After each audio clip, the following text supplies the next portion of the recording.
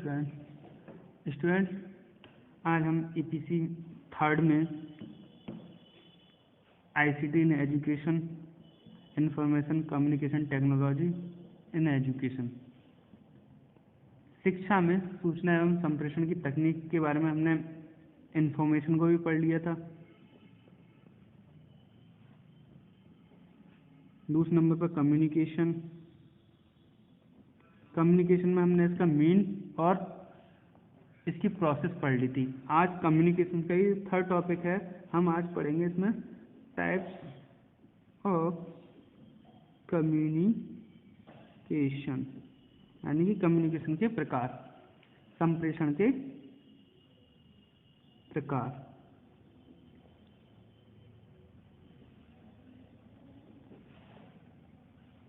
Mainly communication होता है वो टू टाइप्स का ही होता है।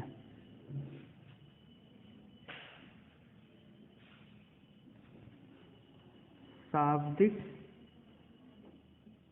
संप्रेषण और अशाब्दिक संप्रेषण। क्लियर? जो शाब्दिक संप्रेषण है उसे हम कहते हैं verbal communication,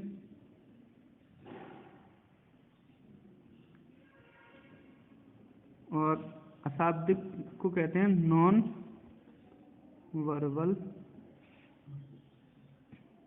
communication. Clear?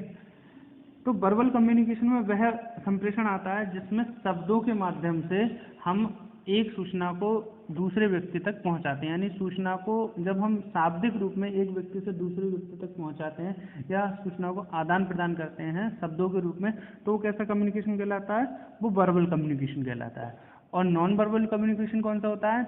Non verbal जो कम्युनिकेशन होता है उसमें कम्युनिकेशन भाषा के रूप में नहीं जाकर वो बॉडी लैंग्वेज से जाएगा या फिर साउंड से जाएगा या आई कांटेक्ट वगैरह हो जाते हैं, या जो हमारे मुख्य मुद्राएं होती हैं, मतलब जो हमारा फेस का एक्सप्रेशन होते हैं उसके द्वारा हम इस तरीके की अपनी भाषा अपनी बात पहुंचाते हैं। जैसे हमें गुस्सा आ रही है, मतलब हमें दिखाना है कि हम किसी व्यक्ति से नाराज हैं, तो हम अपना चेहरे पर आंखें लाल कर लेते हैं, या मतलब किसी से बात करनी है तो हम हल्के से स्माइल दे देते हैं। तो ये चीज़ें हमारी क्या आती है? नॉन वर्बल कम्युनिकेशन में आ जाती हैं। इसमें से हम पार्टीशन करते हैं कि जो शाब्दिक कम्युनिकेशन है वो टू टाइप्स का होता है। कौन कौन से टाइप्स का होता है? टू टाइप्स का। एक होता है मौखिक, इसे ओरल कम्युनिकेशन कहते हैं, और दूसरा होता है लिखित, इसे कहते हैं रिटन कम्युनिकेशन। जब हम अब शाब्दिक रूप में बात करते हैं तो ओरल कम्युनिकेशन में हम क्या करते हैं?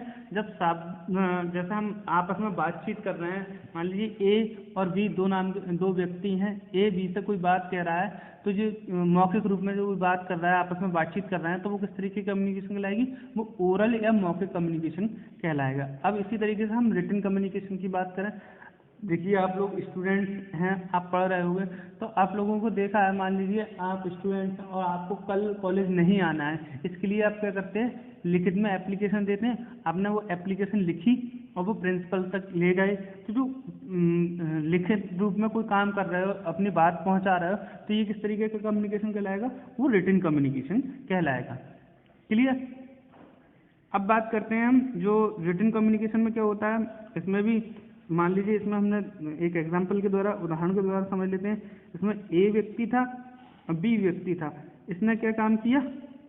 एक सूचना थी वो इसने बी तक पहुंचाई और बी ने इस पर फीडबैक दे दिया। क्या दे दिया? फीडबैक दे दिया। तो ये जो थी, तो ये क्या हो गई? सूचना हो गई। और इसी तरीके से मान लीजिए एक स्टूडेंट था, स्टूडेंट ने प्रिंसिपल से कोई बात कही,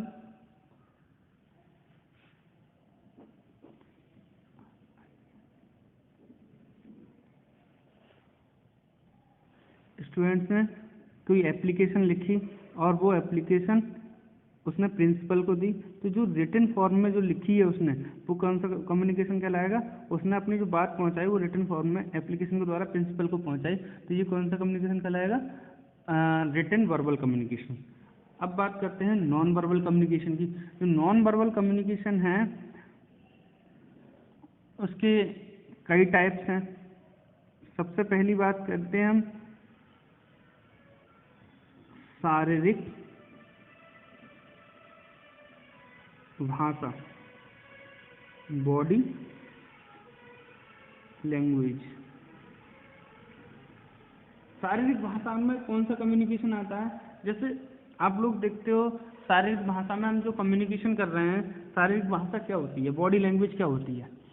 आप लोगों ने आप स्टूडेंट्स हैं, आप में आपस में जब मान लीजिए दो स्टूडेंट्स हैं, एक ए और एक बी स्टूडेंट है, ये दोनों मित्र हैं, और जब ए और बी में कोई आपस में झगड़ा हो जाता है और वो एक दूसरे से बात नहीं करते हैं, तो क्या करते हैं, एक दूसरे का चेहरा देखकर मुंह फेर लेना, तो इसकी क्या दिखा है कि आपस में द्वंद्व है।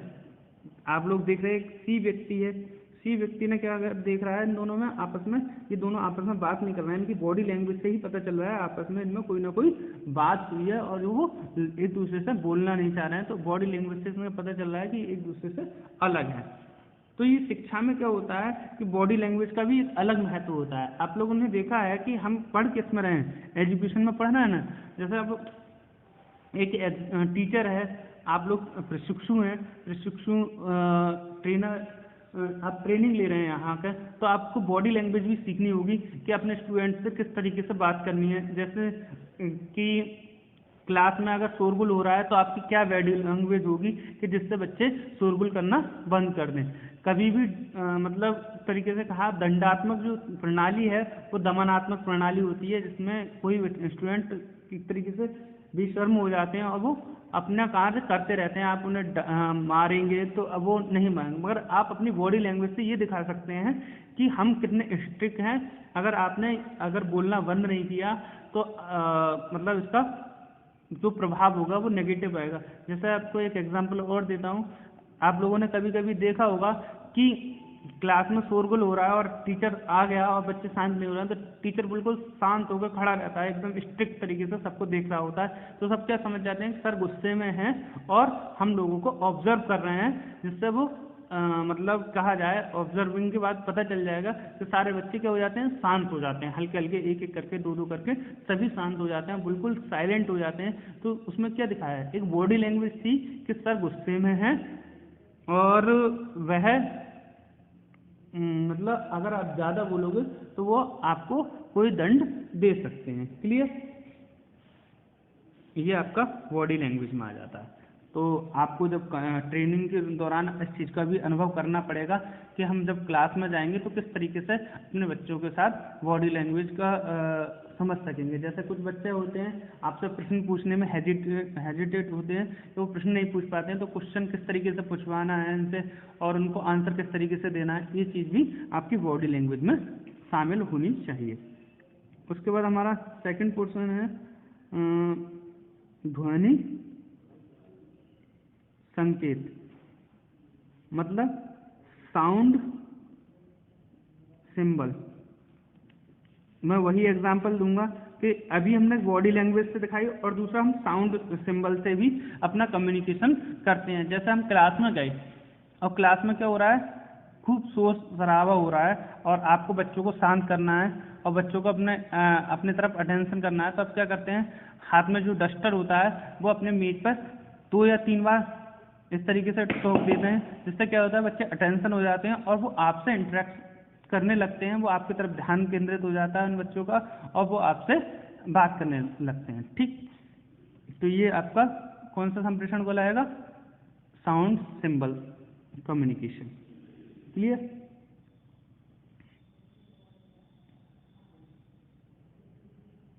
इसके बाद हमारा आ जाएगा थर्ड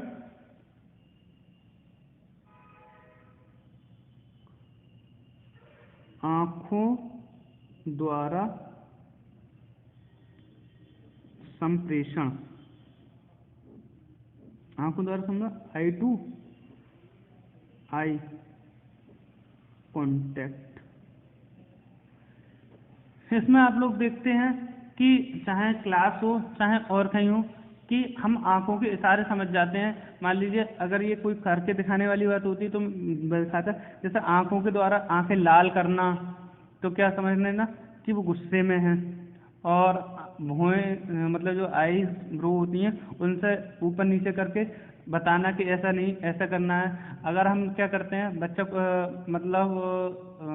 हम जब पढ़ा रहे होते हैं और बच्चा कोई शैतानी कर रहा होता है तो हम अपने पल के झपक देते हैं कि बच्चे बैठ जा। तो ये सारी चीज़ें हमारे आई कॉन्टैक्ट के थ्रू होती है। वो कम्युनिकेशन कौन सा कहलाता है? आंखों द्वारा संप्रेषण, आई टू आई कॉन्टैक्ट। बच्चा हमारी तरफ ध्यान देख रहा होता है और हम अपनी आंखें पल के झपका देते हैं और बच्चा समझ जाता है कि सर हमसे बैठने को कह रहे हैं। तो ये भी आपको सीखना होगा। उसके बाद आ जाती है हमारी फोर्थ, संकेतात्मक कूट भाषा। ये हमारी होती है सिंबॉलिक कोड। ये आप लोग इससे भली भांति परिचित होंगे सिंबॉलिक कोड से, कि जैसे आप लोग देखते हैं कि आप घर परिवार में देखते हैं मतलब कोई मान लीजिए एक व्यक्ति दूसरे व्यक्ति की नामबरी कर रहा है और तीसरा व्यक्ति उससे रोकने की कोशिश करता है तो वो मतलब अपनी आंखें ऐसे करता है तो मतलब एक दूसरा चुप हो जाता है। मान लो दो लड़के दो दोस्त हैं ए और बी, ए बी को सी की बुराई कर रहा होता है और बी सी को देख लेता है। तो बी मालूम क्या करता है, कोई कोड भाषा में इशारे करता है कि पीछे।